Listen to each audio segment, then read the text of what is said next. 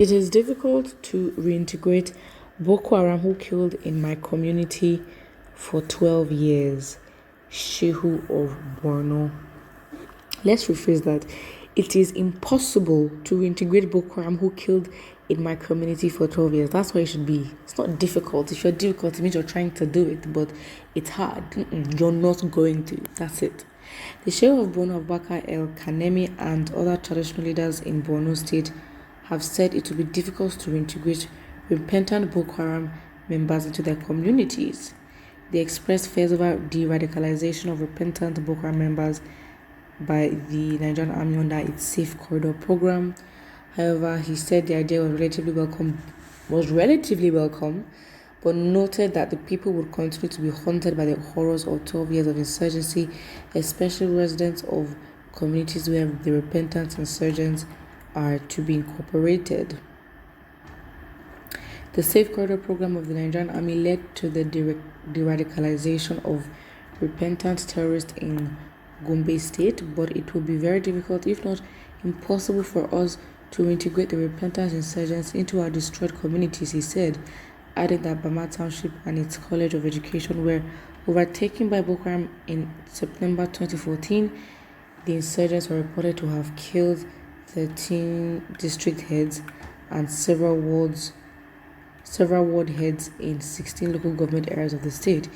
It is easy to forgive for the destruction of many lives and properties, but difficult to forget the wanton loss of lives in the various communities of my chiefdom. Many people were killed along with their property, and you people in the media expect us to forget and forgive the repentant terrorists. It's not you people in the media, it's the government. Don't have this on the media. On Tuesday, the Nigerian Army, in a statement by spokesperson Onyema Onwachukwu, wow, an Igbo person, wow, announced that no fewer than 1,000 Boko Haram members and Islamic State West African Province, a Boko Haram offshoot, members had laid down their arms and surrendered to the troops. Sahara reporters were told that the repentant fighters were 335, while their family members were 746 women and children, adding up to 1,081 persons. Among the repentant terrorists were the logistics suppliers for Boko Haram and Haiswap, Musa Adamu, aka Malamusa Abuja, and his second-in-command, Usman Adamu, who turned themselves into the troops of Operation Hadin Kai of the Nigerian Army.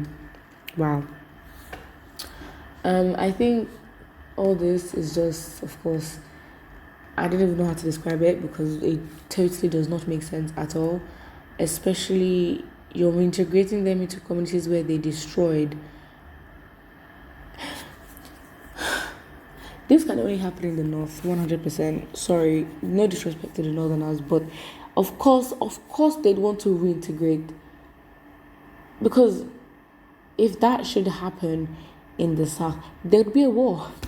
There would absolutely be a war. Like, the country will break down in the next minute. Because my expectation is, why would you want to do that with people that have still been traumatized, as you have said? And would there not be resentment? Would these people be confident to go back into communities like this? Because my expectation is that, okay, fine, they get back into society, they're doing their thing as usual, they're labeled as such that they were part of Boko Haram, and then they'd start getting abused, then their houses would be burned, they'd be mistreated as they should. But, all these attacks will keep happening, and then there'd be more deaths, there'd be more clashes, insecurity will come back again. And what's the point? The people are not going to forgive. They are not ready to forgive. And I think we have not really seen the North in a way where they are angry. Because I need to see that. I need to see that they care about themselves. That's what I need to see. And I need to prove that they care about themselves, and that they will not let themselves be disrespected like that. That is such a disrespect to the Northerners themselves. Because really and truly, imagine in the South, they say, we're going to reintegrate what? Well, I mean, it's already Nigeria's already mad enough that they want to put them in the army, then to put them in a society. So again, it's the lack of respect for Northerners that will allow them to do that. From the statement of the Sheikh of BORNO, which I think is just absolutely like, and you call yourself a leader, you say it is difficult. Wrong language, flunk. Wrong language, wrong word. How can you say it is difficult? If you say it's difficult to reintegrate, it means that you are trying to, but it's hard to. It means you're okay with it. It's a welcome. I mean, he said in his words, he says it is a welcome development. It is not a welcome development. It should not be welcome. And at least, okay, fine. If the leaders of UK or the North are just doing the most, the people themselves, they need to react. The people themselves need to go crazy because the disrespect these people have taken for so long. I'm beginning to even ask and question: are they even aware that they are being disrespected? Because I'm so sorry. This is the reason why the country would never move forward. Sorry, but that is the truth. That is the truth. We're talking about numbers. We're talking unison.